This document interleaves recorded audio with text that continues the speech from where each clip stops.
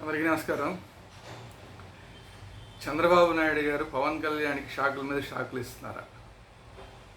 ఈ అంశం మీద మాట్లాడుకునే ముందు ఇప్పటిదాకా బ్రహ్మాస్త్ర యూట్యూబ్ ఛానల్ ఎవరైతే సబ్స్క్రైబ్ చేయలేదో అందరూ సబ్స్క్రైబ్ చేయండి. అదేవిధంగా ఈ వీడియోని అందరికీ షేర్ చేయండి. మీ యొక్క అభిప్రాయాలని కామెంట్స్ రూపంలో తెలియజేయండి. సో సోషల్ మీడియా, వైసీపీకి సంబంధించిన సోషల్ మీడియా చాలా విస్తృతంగా ప్రచారం చేస్తుంది ఏంటంటే చంద్రబాబు నాయుడు గారు అసలు పవన్ కళ్యాణ్ పట్టించుకోవడం మానేశారు. పట్టించుకోవడం మానేయడం మాత్రమే కాకుండా సందర్భం వచ్చినప్పుడల్లా కూడా పవన్ కళ్యాణ్ గారికి షాకుల మీద షాకులు ఇస్తున్నారు. ఈ అంశం విస్తృతంగా ప్రచారం జరుగుతోంది ఈ మధ్య. దీనికి కారణం ఏంటంటే ఇటీవల జరిగిన ఏదైతే మంత్రివర్గ సమావేశం ఉందో మంత్రివర్గ సమావేశంలో ఏంటంటే చంద్రబాబు నాయుడు గారు రివ్యూ చేస్తూ ఒకళ్ళ శాఖల్లో ఒక మంత్రి శాఖలో ఇంకో మంత్రి జోక్యం చేసుకోకండి అని చెప్పాడు. దీనివల్ల అనేక కన్ఫ్యూజన్లు వస్తాయి. ఏదైనా ఉంటే ఆ సంబంధిత మంత్రి మాట్లాడతారు, లేదంటే కనుక ఓవరాల్గా నేను మాట్లాడతాను ముఖ్యమంత్రిగా అని చెప్పి మాట్లాడడం జరిగింది. ఆయన ఎవరిని ఉద్దేశించి పర్టికులర్గా చెప్పకపోయినా కూడా వైసీపీ సోషల్ మీడియా చెప్తుంది ఏంటంటే ఇటీవల సినిమా ఇండస్ట్రీకి సంబంధించిన వాళ్ళందరూ కూడా ముఖ్యమంత్రి చంద్రబాబు నాయుడు గారిని కలవకుండా ఉప ముఖ్యమంత్రిగా ఉన్న పవన్ కళ్యాణ్ గారిని కలవడం జరిగింది. అట్లాగే అదే టైంలో ఈ సినిమాటోగ్రఫీ మంత్రి కందుల దుర్గేష్ ఉండడం జరిగింది.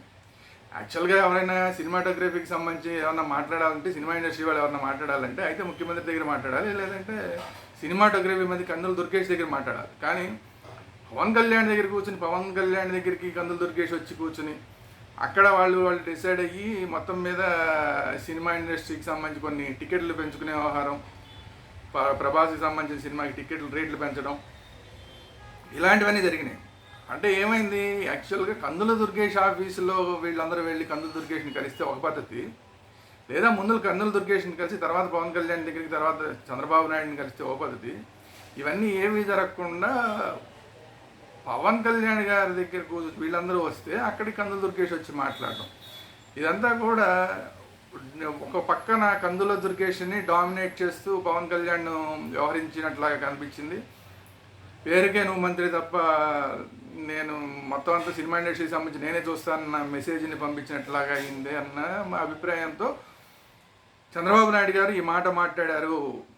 అనవసరంగా వేరే వాళ్ళ శాఖల్లో కల్పించుకోవద్దు, ఏదైనా ఉంటే వాళ్ళు మాట్లాడతారు, లేదంటే కనుక ఏదైనా డెసిషన్స్ ఉంటే సంబంధిత శాఖ మంత్రులు తీసుకుంటారు, లేదంటే నేను తీసుకుంటాను, నేను మాట్లాడతానని చెప్పి ఇండైరెక్ట్గా పవన్ కళ్యాణ్ గారికి ఒక వార్నింగ్ లాగా ఇచ్చారు అని చెప్పి వైసీపీ మీడియా చెప్తున్నమాట. సరే, అదైపోతే తర్వాత ఇంకా ఒకటి కాదు, ఇట్లాగా అనేకమైన విషయాలు ఉన్నాయి. రెండో విషయం ఏంటంటే అదే మీటింగ్లో మంత్రులకి ఇది చాలా ప్రధానమైన అంశం. ఇది బాగా వైసీపీ సోషల్ మీడియాకి ఈజీగా దొరికిన అంశం ఏంటంటే నేను ఎవరికి మంత్రులకేమీ నేను ర్యాంకులు ఇవ్వను, కానీ బాగా పనిచేస్తున్న మంత్రులు ఎవరయ్యా అంటే ఇప్పుడు ఉన్న మంత్రులు ఈ నెలల్లో బాగా పనిచేస్తున్న మంత్రులు ఎవరయ్యా అంటే లోకేష్ బాగా పనిచేస్తున్నాడు, అంటే బెస్ట్ ఒక ముగ్గురు బెస్ట్ అని చెప్తూ లోకేష్ పేరు ఒకటి చెప్పడం జరిగింది. అలాగే నిమ్మల రామానాయుడు పేరు చెప్పడం జరిగింది. అంటే పోలవరానికి సంబంధించిన కానీ జలవనరులు కానీ మిగతా అన్నింటిలో కూడా అతను బాగా పనిచేస్తున్నాడు అన్నట్లాగా అతని పేరు చెప్పడం జరిగింది. అలాగే తర్వాత మూడో వ్యక్తికి జనసేనకి సంబంధించిన మనోహర్ గారి పేరు, నాదెండ్ల మనోహర్ గారి పేరు చెప్పడం జరిగింది. ఇందులో పవన్ కళ్యాణ్ గారి పేరు లేకపోవడం అనేది ఇప్పుడు వైసీపీ మీడియాకి బాగా కలిసి వచ్చిన అంశం. అంటే ఈ మిగతా వాళ్ళందరూ ఇప్పుడు ఏదో పెద్ద కోడలు చిన్న కోడలు మంచిదంటే ఏంటి, పెద్ద కోడలు మంచిది కాదనే కదా అర్థం. అలాగా ఈ ముగ్గురు బెస్ట్ అంటే మిగతా వాళ్ళందరూ సరిగా పనిచేయట్లేదని నాకు అర్థం. అందులో కూడా ఈ ముగ్గురులో జనసేనకు సంబంధించిన ఒక మంత్రి ఉండి మనోహర్ గారు, అంటే నీకన్నా కూడా మనోహర్ గారు బాగా పనిచేస్తున్నాడని పవన్ కళ్యాణ్ గారికి చెప్పినట్టే కదా అని ఇప్పుడు వైసీపీ మీడియా చెప్తున్న మాట. సో పవన్ కళ్యాణ్ గారి పేరు ఎప్పుడైతే చెప్పలేదు, పవన్ కళ్యాణ్ గారి పనితీరు మీద చంద్రబాబు నాయుడు గారు చాలా అసంతృప్తిగా ఉన్నారు అనేది ఇంకొకటి. సో ఈ విషయాలన్నీ కూడా కొంచెం వైసీపీకి అనుకూలంగా పనిచేస్తున్నాయి. అలాగే ఇంకొక విషయం ఏంటి అంటే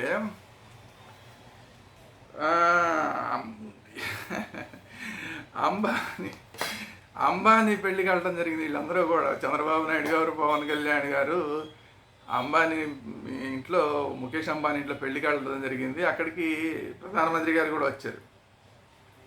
ప్రధానమంత్రి గారు కూడా వస్తే ప్రధానమంత్రి గారు పవన్ కళ్యాణ్ మిగతా వాళ్ళందరితో మాట్లాడారు, కానీ పవన్ కళ్యాణ్ గారిని పక్కన పెట్టుకోవడం కానీ, పవన్ కళ్యాణ్ గారి మాటి కానీ పక్కన ఉండటం కానీ ఇలాంటివన్నీ ఏం జరగలేదు. ప్రధానమంత్రి గారు ఆయన పేరు ఆయన చూసుకుని, ఆయన పని ఏదో ఆయన చూసుకుని పెళ్లి కూతురిని పెళ్లి కొడుకుని పలకరించేసి మిగతా వాళ్ళని పలకరించేసి వెళ్ళిపోయారు. దాంట్లో సోషల్ మీడియాలో ఏమొచ్చిందంటే అసలు పవన్ కళ్యాణ్ని పట్టించుకొని ప్రధానమంత్రి అన్నట్లాగా కొన్ని సోషల్ మీడియాలో ట్రోలింగ్స్ వచ్చింది. వీటికి సంబంధించి తర్వాత పవన్ కళ్యాణ్ గారు నేను పక్కన ఉండి ఫోటో దిగకపోవచ్చు, ప్రధానమంత్రి గారి పక్కన నేను ఉండకపోవచ్చు, కానీ ఆయన గుండెల్లో నేను ఉన్నానని మాట్లాడడం జరిగింది. సో ఇది ఎప్పుడైతే జరిగిందో ఆంధ్రజ్యోతిలో ఒక కార్టూన్, ఇది అన్నిటికన్నా విచిత్రమైన అంశం. ఆంధ్రజ్యోతి అంటే కూటమికి సపోర్ట్గా ఉండే పేపరు, మొదటి నుంచి కూడా టీడీపీ అనుకూల పేపరు, ముఖ్యంగా టీడీపీ అనుకూల పేపరు, ఇప్పుడు కూడా కూటమికి అనుకూలంగా ఉండాల్సిన పేపర్. అలాంటిది కూటమికి సపోర్ట్ చేయడం పోయి, కూటమిలో ఉన్న పవన్ కళ్యాణ్ గారికి సపోర్ట్ చేయడం పోయి ఆయన మీదే ఒక కార్టూన్ వేయడం అంటే, మీరు ప్రధానమంత్రి గుండెల్లో మాత్రం మీరు ఉంటే మాత్రం సరిపోదండి. రాష్ట్రానికి సంబంధించిన steel plant issue, Polavaram issue, ఇలాంటి ఏవైతే ఇష్యూలు ఉన్నాయో అవి కూడా ప్రధానమంత్రి గారి దృష్టికి వెళ్ళేలాగా చేయండి, మీరుంటే సరిపోదని కార్టూన్ వేయడం జరిగింది. ఆంధ్రజ్యోతి ఎప్పుడైతే కార్టూన్ వేసిందో, ఆంధ్రజ్యోతి వేసింది అంటే నథింగ్ బట్ చంద్రబాబు నాయుడు గారు అని వైసీపీ సోషల్ మీడియాకి ఒక ఆయుధం దొరికింది. సో ఇలాగా వేయటం ఏంటి అనేది ఇంకొక, అంటే ఇవి కావాలనే పవన్ కళ్యాణ్ గారిని తగ్గించే ప్రయత్నం జరుగుతోంది అని, స్టీల్ ప్లాంట్, అమరావతి, పోలవరం వీటి గురించి మాట్లాడలేదని. సో కావాలనే చంద్రబాబు నాయుడు గారు ఇండైరెక్ట్గా ఆంధ్రజ్యోతి ద్వారా తగ్గించే ప్రయత్నం చేశారు పవన్ కళ్యాణ్ అనేది ఇంకోటి. ఇంకొకటి ఏంటంటే, అసలు కర్ణాటకలో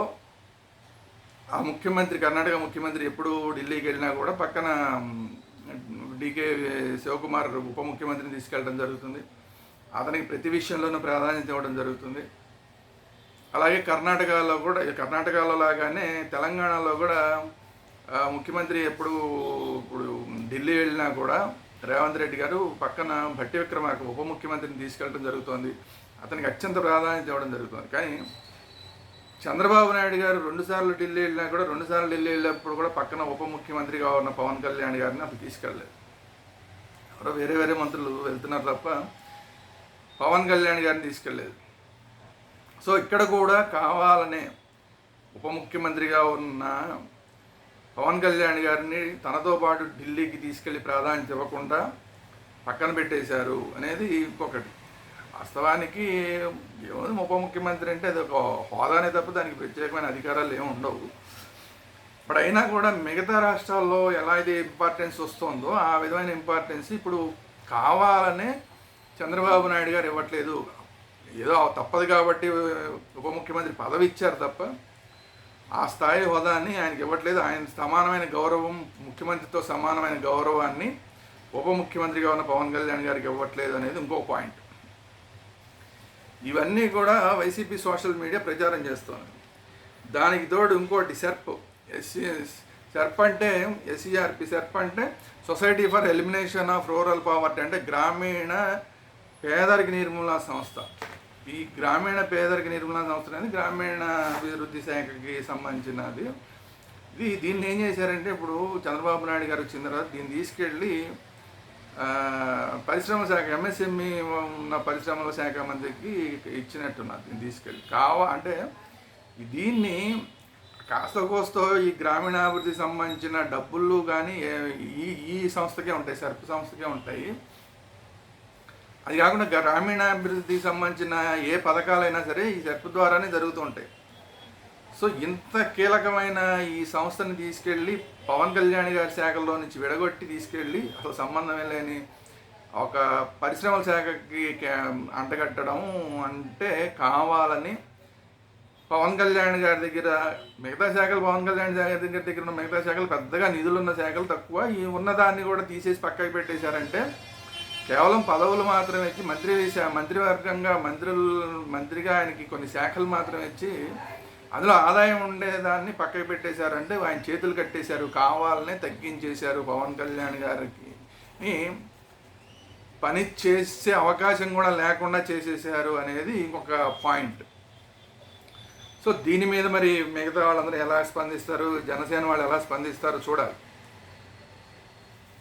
తర్వాత ప్రభుత్వ ప్రకటనల్లో కూడా జనరల్గా ఇందాకే నేను చెప్పినట్టు కర్ణాటక కానీ తెలంగాణ కానీ ఎక్కడ ఏ ప్రభుత్వానికి సంబంధించిన ప్రకటన వచ్చినా సరే ఒక పక్క ముఖ్యమంత్రి ప్రకటన, ఒక పక్క ముఖ్యమంత్రి ఫోటో, ఇంకో పక్క ఉప ముఖ్యమంత్రి ఫోటో, ఆ మధ్యలో రాష్ట్రానికి సంబంధించిన అధికార చిహ్నం ఇలా ఉండేలాగా ప్లాన్ చేస్తారు జనరల్గా.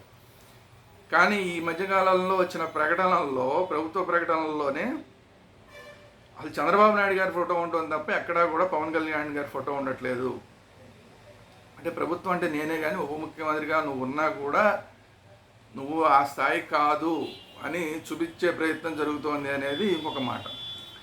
ఇవన్నిటికీ తోడు తిరుపతి దేవస్థానం టీటీడీ చైర్మన్ పోస్టు ఏదో నాగబాబు గారికి వస్తుందని కొన్నాళ్ళు ప్రచారం జరిగింది. కానీ చాలామంది జనసేన వాళ్ళు కూడా ఈ టీటీడీ చైర్మన్ పదవి కావాలని అడిగారని చెప్పి స్వయంగా పవన్ కళ్యాణ్ గారు మాట్లాడటం, అయినా కూడా అంత అవకాశం లేదు అని స్వయంగా పవన్ కళ్యాణ్ గారికి చెప్పే పరిస్థితి. మనమే చైర్మన్ కావాలని కోరుకుంటే మనకన్నా ఎక్కువ సీట్లు ఉన్న చంద్రబాబు నాయుడు గారు తెలుగుదేశం పార్టీ వాళ్ళల్లో ఎంతమంది అడుగుతారు, వాళ్ళకి ఎన్ని సీట్లు, వాళ్ళకి అక్కర్లేదా? ఓకే మీరు ఏదో అడుగుతున్నారు, నేను ఏదో చెప్తాను అక్కడ, అంతే తప్ప అక్కడ ఏమో అయ్యే వ్యవహారం కాదు, పోయే వ్యవహారం కాదని స్వయంగా పవన్ కళ్యాణ్ గారే చెప్పడం ఏదైతే ఉందో ఇది కూడా వాస్తవ పరిస్థితిని ప్రతిబింబిస్తోంది. చంద్రబాబు నాయుడు గారి దగ్గర ఏదంటే అది అడిగితే జరిగే పని కాదు అని పవన్ కళ్యాణ్ గారు ఒప్పేసుకున్నట్లాగా అయింది అనేది మళ్ళీ వైసీపీ సోషల్ మీడియా ట్రోల్ చేస్తున్న అంశం. ఇవన్నీ కాకుండా అసలు చంద్రబాబు నాయుడు గారు అసలు నీ అవసరం లేదా, నాకే స్వయంగా 130 సీట్లు ఉన్నాయి, ఈ పార్టీలు మిగతా 2 పార్టీలు ఉన్నా లేకపోయినా కూడా నా ప్రభుత్వానికి ఏం డాకలేదు, అందువల్ల పెద్దగా ఇంపార్టెన్స్ ఇవ్వాల్సిన అవసరం లేదు. సరే ఏదో ఎలక్షన్లో హెల్ప్ చేశారు కాబట్టి ఉప ముఖ్యమంత్రి పదవి ఇచ్చాం, ఏదో కొన్ని మంత్రుల పదవులు ఇచ్చాం, ఇంకా ఏదో కొన్ని నామినేటెడ్ పోస్టుల్లో కూడా ఏదో కొంత ఇచ్చామని పెంచుకోవడానికి కొన్ని ఇస్తాము అన్నట్లాగే ఉంది తప్ప కూటమి మనందరం ప్రతిదీ మనం కలిసి చేయాలన్నట్లాగా లేదు వ్యవహారం. ఇది సంయమనం. చంద్రబాబు నాయుడు గారు ఆల్రెడీ వాస్తవ పరిస్థితుల్ని పవన్ కళ్యాణ్ గారికి అర్థమయ్యేలా చేసే ప్రయత్నం చేస్తున్నారు. కాకపోతే పవన్ కళ్యాణ్ గారికి కూడా చాలా విషయాల్లో చిరెత్తుకొస్తున్నా కూడా సంయమనం పాటిస్తున్నారు అనేది ఇంకొక అంశం. ఇది కాకుండా పర్యావరణ శాఖకి సంబంధించి పవన్ కళ్యాణ్ గారు చూస్తున్నారు. పర్యావరణానికి సంబంధించి భీమిలీలో ఎర్రమట్టి దెబ్బల్ని తవ్వేయడం జరుగుతోంది. ఇది కొత్త ప్రభుత్వం, కూటమి ప్రభుత్వం వచ్చిన తర్వాత కూడా. అంటే ఎవరు చేస్తున్నారు, గతంలో చేసిన వాళ్ళు కాకుండా ఈ ప్రభుత్వం వచ్చిన తర్వాత కూడా కొంతమంది అక్కడ ఎర్రమట్టి దెబ్బల్ని తవ్వేసేస్తున్నారు, లారీలతో తీసుకెళ్ళిపోతున్నారు జేసీబీలతో తవ్వేసి అనేది వార్తల్లో వచ్చిన అంశం. ఇది గతంలో పవన్ కళ్యాణ్ గారు కూడా మాట్లాడిన అంశం, ఆయన ప్రతిపక్షంలో ఉన్నప్పుడు మాట్లాడిన అంశం. ఇప్పుడు ఆయన ఆ శాఖలో ఉండి ఆ శాఖకి సంబంధించి ఆయన మంత్రిగా ఉండగా అవన్నీ తరలిపోతుంటే ఏం జరుగుతోంది, ఎందుకు చర్యలు తీసుకోవట్లేదు అనేది, నెల రోజుల నుంచి ఎందుకు కళ్ళు మూసుకున్నారు అనేది ఇంకొక అంశం. సో అది చేస్తున్నంతా కూడా తెలుగుదేశం వాళ్ళే చేస్తున్నారు. సో దాన్ని ఏం పట్టించుకోలేని పరిస్థితుల్లో పవన్ కళ్యాణ్ గారు ఉన్నారనేది. ఇవన్నీ కూడా అంటే ఒకదాని తర్వాత ఒకటి ఏదైతే అనుకూలంగా ఉందో అవన్నీ కూడా వైసీపీ సోషల్ మీడియా ప్రచారం చేస్తుంది. కానీ వాస్తవంగా మాట్లాడుకోవాలంటే ఇలాంటి ఇబ్బందులు ఉన్నమాట వాస్తవమైనా కూడా ఇద్దరి మధ్య కూడా ఇప్పటికీ పూర్తి స్థాయిలో చంద్రబాబు నాయుడు గారు అలాగే పవన్ కళ్యాణ్ మధ్య పూర్తిగా సయోధ్య ఉన్నది అనేది వాస్తవం. కొంచెం చిన్న కూటమి అన్న తర్వాత కొంచెం ఇబ్బందులు ఉంటాయి, వాటిని సామరస్యంగా పరిష్కరించుకుంటూ ముందుకెళ్ళాలి తప్ప ప్రతిదానికి ఆవేశపడిపోతే అయ్యే పని కాదు. అందువల్ల ఒకవేళ ఎక్కడైనా చంద్రబాబు నాయుడు గారు కొంచెం స్పీడ్ అయినా కూడా పవన్ కళ్యాణ్ గారు చదువుకోవాల్సిన పరిస్థితులు, ఎక్కడ పవన్ కళ్యాణ్ గారు కొంచెం స్పీడ్ అయినా కూడా దాన్ని చూసి మరి మాటలు దగ్గర విరిగా పిలిచి మాట్లాడి చంద్రబాబు నాయుడు గారు మాట్లాడి దాన్ని పరిష్కరించాల్సిన పరిస్థితి తప్ప ఒకళ్ళ మీద ఒకళ్ళు పూర్తి స్థాయిలో ఏదో వాళ్ళ అసంతృప్తి ఉంది, ఇద్దరి మధ్య కూడా అసంతృప్తి ఉంది అనేది ప్రస్తుతానికైతే వాస్తవం కాదు. ఇంకా నెల రోజులు కూడా కాకముందే మరీ ఈ స్థాయిలో ట్రోలింగ్లు చేయాల్సిన అవసరం లేదు. కాకపోతే ఇవన్నీ కూడా రాబోయే రోజుల్లో ప్రభావం చూపిస్తాయి కాబట్టి రెండు పార్టీలు కూడా జాగ్రత్త పడాల్సిన అవసరం ఉంది. సోషల్ మీడియా చాలా యాక్టివ్గా ఉంటుంది వైసీపీ సోషల్ మీడియా కాబట్టి వాళ్ళకి ఆయుధాలు ఇవ్వకుండా సంయమనంతో ముఖ్యమంత్రి ఉప ముఖ్యమంత్రి పనిచేయాల్సిన అవసరం ఉందన్న వాస్తవాన్ని గుర్తుపెట్టుకోవాల్సిన పరిస్థితులు మాత్రం స్పష్టంగా ఆంధ్రప్రదేశ్లో ఉన్నాయి.